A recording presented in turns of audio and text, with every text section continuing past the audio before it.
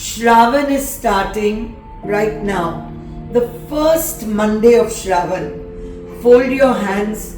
Take a glass, if you can, of ganne ka juice, sugarcane juice. Put it on Shivji. Fold your hands. Ask for forgiveness.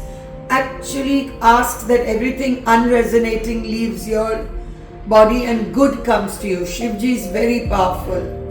Then on the first Monday, take one fistful of rice and place it in a mandir, give it to the poor, or even cooked rice.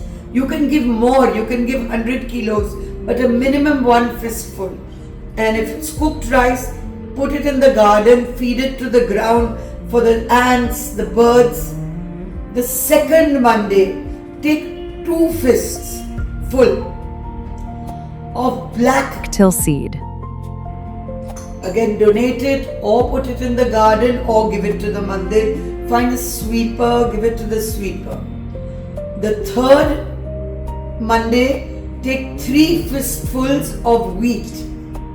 Take the wheat and definitely donate it to 3 people if you can. You can take much more than a fistful. The minimum is a fistful.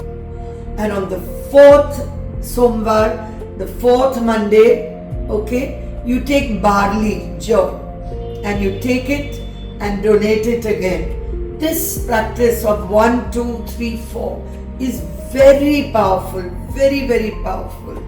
And always, always, always ask Shivji for blessings. The more you donate and the more you unclutter your life, more good will come to you.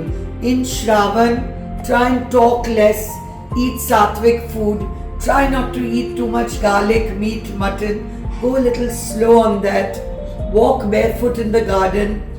Okay? Pour water to the sun, to Surya. If you do these things during Shravan, hear positive, beautiful songs, bhajans, meditate. Be more sattvic on those days and all good will come your way. God bless you all.